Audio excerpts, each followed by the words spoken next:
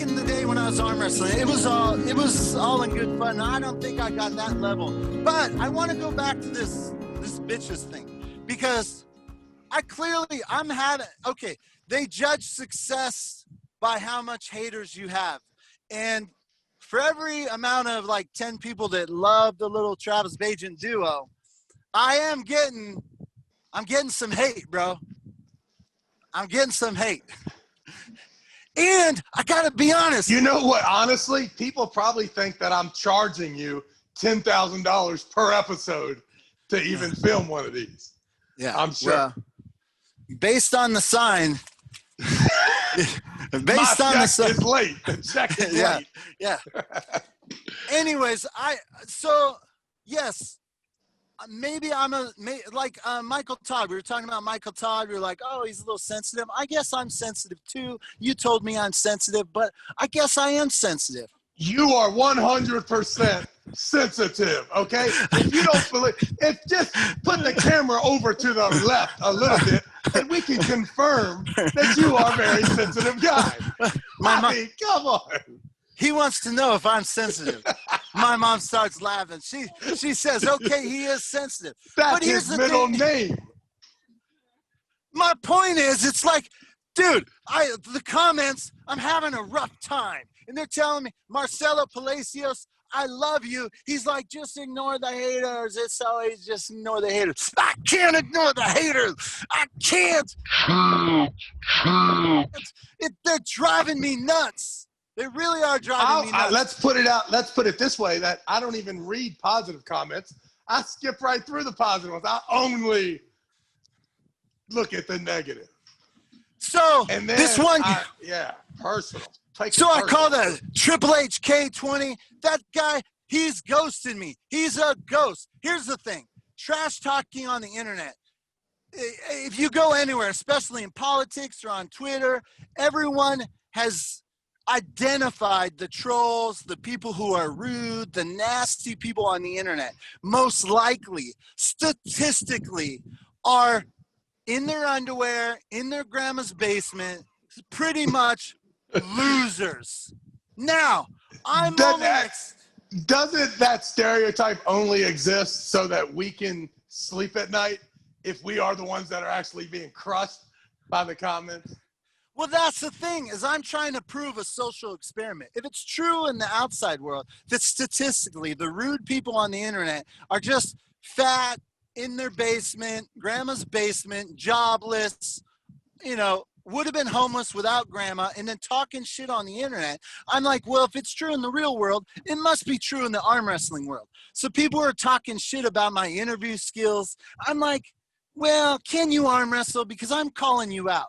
So I'm like, I was thinking about it. If I go to another tournament, like all my hits are Devin Larratt, John Brzenk. Travis, sorry, you're about third down on the list. If I put your name in the title, third on the list. But if I go to another tournament, there's 50 cameras on all the big names now. I'm not really excited, but let me tell you, going around arm wrestling, feeling matches, dealing with the newbie crowd. If the newbie crowd is really growing, I would love all day to just play with the lovers and the haters. We'll have 2 lanes. You send me an email, Gary Stephen Roberts at Gmail. That's my email. If you want to arm wrestle me and you love me, just say, hey, I love Gary. I'd love to meet up with you like Sean. Let's play. Let's have fun. But if you hate me, you have to send me an email at GaryStephenRoberts at Gmail. The subject line, let's say you have to say something like, I lick balls. Okay. I lick balls. That means you don't like me. You want a grudge match. We get to film it. And I'm just statistically betting 9 times out of 10, you're a weak bitch. And someone posted in other comments that's calling you a weak bitch is like fighting words. You better be ready to get your ass kicked. And I'm like, come on, this is an arm wrestling channel. We don't fight, we arm wrestle. If you're gonna get offended by weak bitch, you're just as sensitive as I am. So we are, more in common than you think. Except I have my clothes on and I'm in my car with my cheap sign not in grandma's basement. Okay, well, technically I live in my in-laws' basement, but I mean, technically. Anyways, I'm gonna go. Listen, Gary, I don't want you to stress over this. We got to think of something better. So here's what I'm coming up with. You have to be careful because there are a lot of guys that I think could write weak bitch, eat balls, and still beat you at arm wrestling. However, 1 out of 10. No, that's not true, especially because people who wouldn't normally write it may be willing to write it because they know they can beat you at arm wrestling, and that's all you're going to do. But what I would like to know is, I don't think there's a guy who can do better interviews, better podcasts than you, and beat you at arm wrestling. I think that there is, listen, if a guy can beat you at arm wrestling, he doesn't have nor your skills when it comes to editing film, making videos, being a personality. And if he does have this amazing personality and this amazing podcast, like Uncle John, he probably don't want to see you in no 2 out of 3 super match. So be careful. Negative people can arm wrestle, but I don't think that anyone who's negative because of your interviewing skills is a better arm wrestler than you. And anybody who's critical of your arm wrestling skills is not nor the editor or interviewer that won. Here's the thing. I have an ulterior motive. I'm looking for content. So my thing is even if I get embarrassed, I still have a content. In fact, the content where I get embarrassed probably has a greater shot of getting more views, to be honest. No doubt. I just want you to know the level of interest that you are going to occur. So it may behoove you to narrow the search a little bit, because I got a feeling you're going to get called a bitch a lot. Yes, and here's the deal. If they think that you are going to come and they get to do this, because what you've given Sean and what you are about to give to our community is absolutely priceless to that other person. So get ready for the haterade to begin. Well, here's the thing. The haterade, like a guy like Sean McClellan, dude, I had a blast with you. Even if you smoked me, I'd do that 100 times over. For a million other guys out there that love the sport, think I'm cool. Dude, we do that all day, have fun.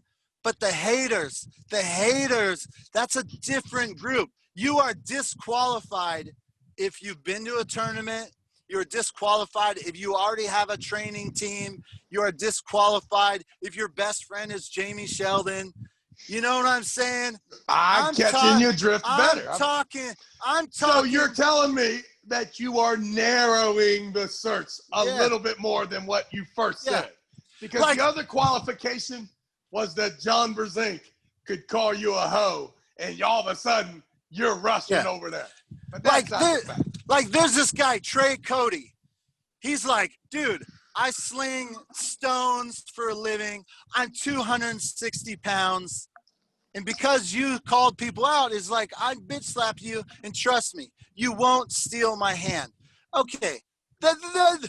260, he's 260. There's gonna be... I think Sean weighs, that just for reference, that guy Sean that you arm wrestled weighs 81 pounds. So no, 79. Don't lie, 79. No, just kidding. But I'm saying, like, yes, there's some freaks out there of the extreme. But if you say, I've only arm wrestled in a bar and my friends, I've never been to a tournament, but I will bitch slap you, that really intrigues me, because I'm interested behind the science of, can a guy who's, for my weight, gonna be the weakest dude in the room at an arm wrestling tournament, can I expose a weakness of a guy who's only ever beat his friends and is on ARMTV talking shit, but never actually arm wrestled and doesn't have a training crew? I'm interested in the science behind, can I get a 8 out of 10 wins of 10 different guys in that scenario? So that I am going to make a prediction right now. Are you ready? Predict it. You are going to break someone's arm during one of these challenge matches. It is a fact. You better be careful. It is going to happen. Mark my words. So I was thinking about that, and I was like, if we just slowly gripped up, I could feel whether someone's and I could be like, oh, this could be dangerous. And I could do like you do at a Cooper Tires, be like, hey, and I could back up. Whoa. Once again, you cannot do what I do. I can dad's move Michael Todd. That's the type of power that I have. You are going to break someone's arm in one of these challenge matches. I'm telling you right now. Mark my words. Go ahead. But maybe you'll get 50 of them in before you do it. It's going to happen. But see, the thing is, some of these guys, they want to arm wrestle. It's like every guy that broke his arm wanted to arm wrestle before he broke it. Every single guy. I don't want to break anyone's arms. That's a fact. But that guy would get his arm broke. But you will expose a leverage into, you're going to expose them from a technical and leverage standpoint, and their strength is going to break their arm. And when it happens, you will reference back to this show and say, ding, ding, ding, ding, ding.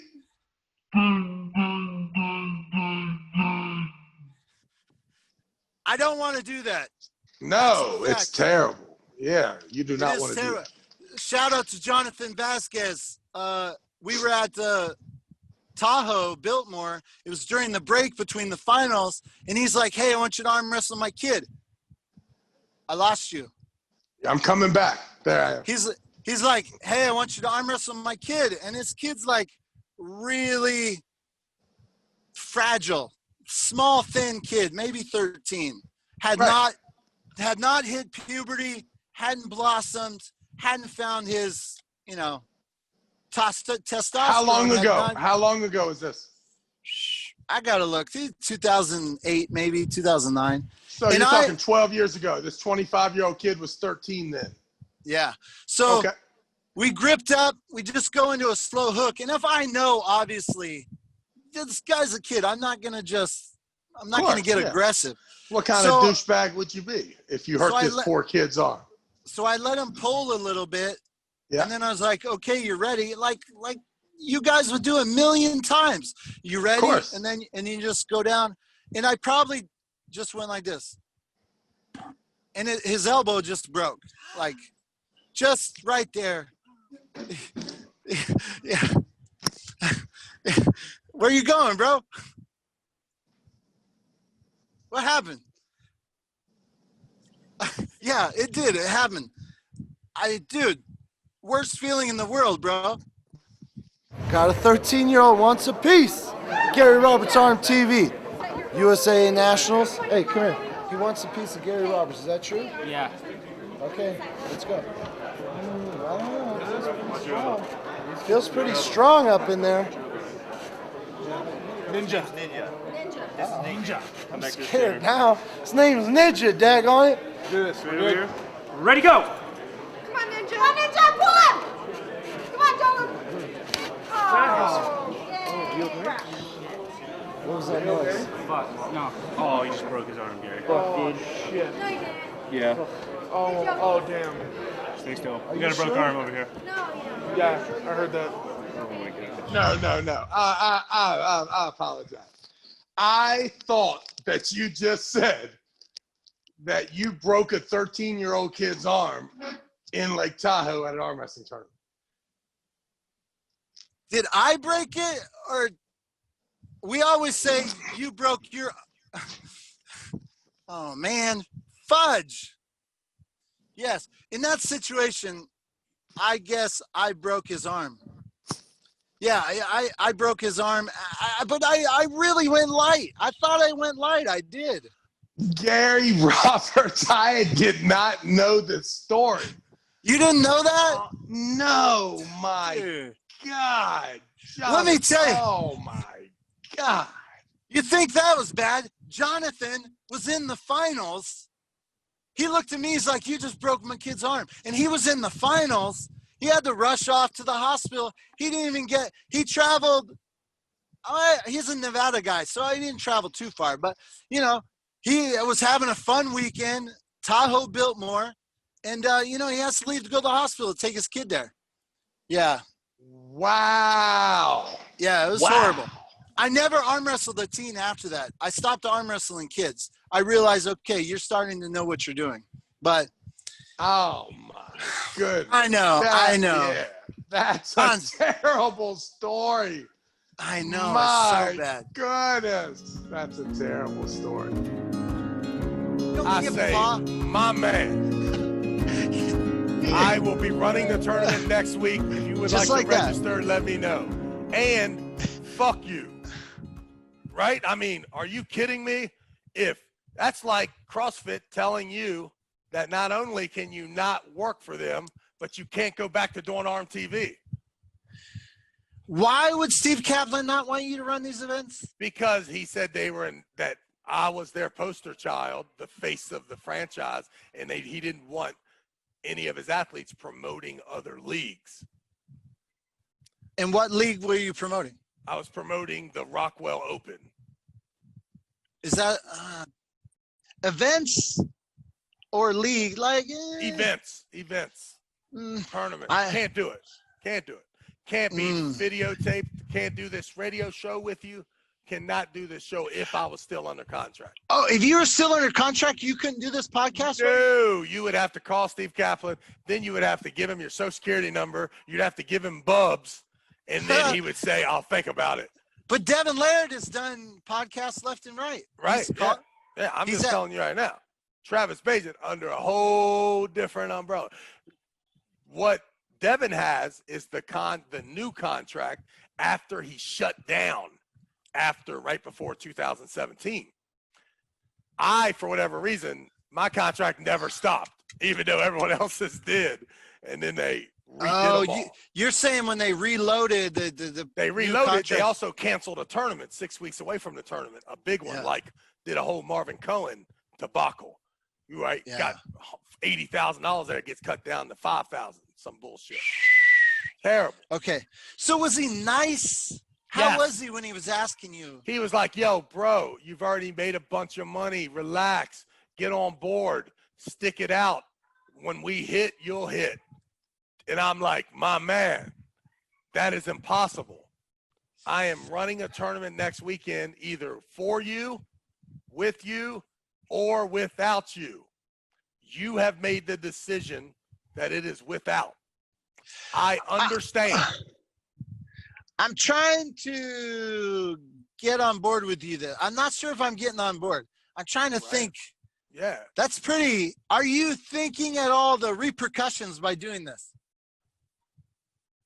Saying that. Yes. Yeah, the repercussions are that I will no longer have the ability to arm wrestle for $20,000 or $30,000 in prize money if he's able to continue. Are you running this by? However, the contract with Rockwell is going to pay me over $100,000. Are you running this by Casey, or are you just winging it? The whole time? Casey's like, stay with Kaplan, follow your rules, don't do anything crazy. But also, rent's due, the light bill's due. Let me know how you're going to pay it as well. I have a quick question before we move on. When I got paid by CrossFit and they gave me like $20K up front, you're supposed to set aside like 25 to 30% for taxes. I never did. When you got paid 20 grand cash, did you set aside the tax money? Under no circumstances. I don't. Yeah. What are you, nuts? Yeah. I don't even pay taxes. What are you talking about? Oh my God.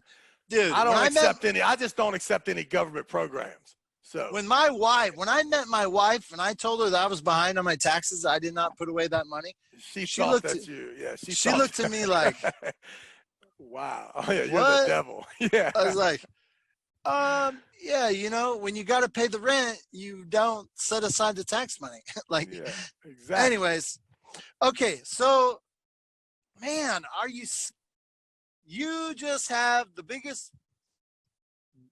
yeah, I get where you're saying. And, man, that's scary. Terrible. So then, of course, he says, Travis, we're not going to sue you. We would never sue one of our athletes. I'm like, well, that's good. He says, but we are going to sue Rockwell. I'm like, man, Oh my Rockwell God. is me.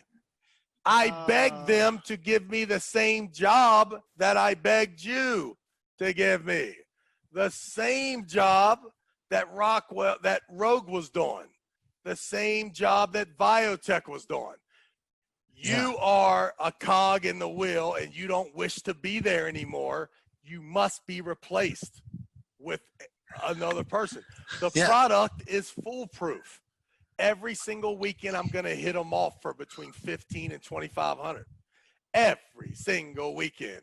If I can tie it to a gig that I'm already making 35, 4,500, AKA the Supercross gigs. Now we got $65,000 and $7,000 weekends. We can eat with that. It's all good. Let's do this. Wait. Hold on. What are we allowed to? You need to make 7,500 a month just to pay, like, cover No, yourself? a week. I know. What I'm talking about. That's the plan. The plan for Travis Bagent, the promotional game, is that in the weekend while you're at Phoenix, being there for an appearance, AKA a Supercross race, a NASCAR race, a PBR event, whether it's working with the Scottsdale Polo Festival in November, whether it's, you know, doing the Discount Tire annual show, whatever it is, getting the schedule in advance and throwing arm wrestling tournaments the day before or the day after or the evening after of the events, tying them all into a major championships with those being qualifiers that end up going somewhere at the end of the year. It's a great plan, right? Right. But what I'm asking is, you said, hey, me and my family, we're balling now. We're used to this certain lifestyle. Like, what do you need to make before you're like, I need to make $83.34 a month. So if you're making, open my eyes. I gotta be careful. I got to be careful. So if you're, and I gotta be able to spend that money. That ain't Make It and Uncle Sam's involved in that. That's my half. So that's really like making 12 per month for basic necessities when you have a wife and 4 kids. So when you're like making 2,500 per these events, that you're covering your monthly. If you have 4 weeks in a row, you're covering yourself. So you're looking. 61. I had 61 of them one year, and it was like the most events I did, which is pretty cool. So you're looking at Steve Kaplan like, hey, you're gonna make it so I can't pay rent if you stop this. 100%, because now, like, and it's not like he brought me on, taught me how to do this, and then I tried to take his product on the road. I was doing this for 15 years before I met him. The exact same procedure. Yeah. So he all tells I did you was go back to my dad's plumbing business because I left for the big plumbing job and things didn't work out. Yeah. So of course I came.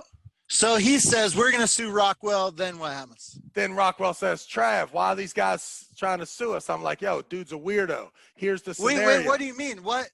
How did Rockwell, what happened? They get a letter in the mail that says cease and assist. You have an illegal contract with Travis Bagent. They say, nah, here's our contract. It's very legal. They like, well, he can't enter that contract with you because he's got a contract with us. I say, I don't have no contract with him. I had a job with him, and I don't work for him no more. If he wants to hire me back, I might take the job. But as far as I'm concerned, I don't work for him anymore. I'm going back to do the same job I did before. And if you have some work for me, let's negotiate to get me back on your side. But if you legitimately have no work and these people are willing to employ me, what in the fuck is wrong with your little rich ass? I mean, am I messing with your bottom line, if you're closed down and there's no participation needed, why would you care if I threw a tournament at the YMCA in Missouri? I get Except you. for you have spent more money than you wanted to on your hopes and dreams, trying to use me to help you get there. You realize that I'm not worth the money anymore, as opposed to what you're paying, what you're getting, whatever the product. So now, instead of just letting me go, you want to set on idle until you re-up your money and still tell the people that you read up with that you have the same loyalty and commitment from all of your contracted athletes. When the truth is that he has no loyalty from any contracted athlete if he's not in business. Yeah. Okay, I'm going to push pause. This is potentially the end of an episode. Okay, catch us up with some parallels. Game of Arms, what's going on with the Game of Arms at this point? I have nothing. I've heard zero from the day that we stopped filming. Nothing. I guess that some production company and or the network must own some of that footage that was filmed for season 2. Maybe they got 2, 3, or 4 episodes maybe, but I don't think any episode was edited. So at the point you're at the Wall Championships, is it on TV? Are you filming? That's a good question. So early in the Wall Championships, I guess it was, but I really don't remember the parallel between that. So by the time But I do remember telling people that the WL Championships was coming on TV and them being so let down by where are the Game of Arms episodes? Is that happening anymore? So people were really bummed. The WAL definitely did not pick up the momentum of the Game of Arms. It was a complete letdown. So you remember somewhere telling people a game Wall's going to be on TV, and then I more or less, you know how I like to make up stories to make everybody look good and make it cohesive. Yeah. My story was that the WAL started the Game of Arms in order to get the buzz of arm wrestling, knowing that they were going to turn it into a organized sport anyway, which was the plan, but the plan was not for the Game of Arms to get, eliminated. It was for them to run parallel. Yeah. So do you know that Steve Kaplan and I spoke for a few minutes early on? He sent me an email. Somebody said, hey, maybe you should touch bases with Gary Roberts. And so we spoke, and I remember very distinctly what he told me that his plan was. And he's like, we wanted the Game of Arms. Off that excitement is going to be the Wall. And then ultimately we would love to have, like, if you're an athlete, we'd love to have 1 million people having Travis Bagent t-shirts. Like, that was his goal, to see 1 million t-shirts moved, and, to be a sustainable business with the league and merchandise and like all that business. So I remember him telling me that early on. And so far, there's not 1 million Travis Bagent shirts sold, correct? I mean, not one Travis Bagent shirt, not one bit of advertising, not one bit of promotional stuff was ever done. And here's the funny part about it. Every one of us that signed those early contracts sold Steve Kaplan becoming our agents and being able to create a brand and marketing. And for me, it didn't happen. But maybe for Devin or like Michael Todd or Justin Bishop, I don't know if it has worked for them. They very well may be getting paid more than what is obvious to the public, which would be prize money and stipend money for coming to one of the WL shows. I'm not sure what are they selling. Are they selling Devin Larratt t-shirts? I do not know that. I don't know that they are, but I don't know that they aren't. And I don't know that they're not doing other stuff. I have no idea if they're behind his Instagram or behind his success on YouTube. Whatever it is, he seems pretty happy. He seems pretty loyal. I would imagine, to WL. So he must be getting taken care of. So the Rockwell guys, are they pissed that they're getting a letter? How are they treating Very them? pissed. However, they also are like the coolest dudes in the world, right? So they're like, Trav, we understand the dude's a psycho. We had a conversation with him. We asked him, so what are you going to do with Travis? And he says, we're not sure yet. He said, well, you know, how's he going to make money? We're not sure yet. What kind of a contract would anybody want to be under where you wasn't getting paid? You know, there was no answers to any of that stuff. So they were super cool Travis Bagent on board. So they said, the hell with him, we'll fight him. So his Wait, they went to bat for you. So they went, exactly. So they spent $10,000 or $20,000 for some legal stuff, ended up settling out of court for like $10,000 in watches, which cost Rockwell about $100. Steve Kaplan settled out of court for watches? And the day after he settled, he shut the WL down for a year and a half. No. Get out of here. 100%. Get out of here. 100%. Shut down business right. And now here's a funny story for you. I gotta sit on that. We hope you like the content. Thanks for stopping by. Please leave a comment, like, share, and subscribe. Now click that little bell icon so you get notified. This was Gary Roberts and Travis Bagent live. Damn it! Do something else. Don't ever say them two names to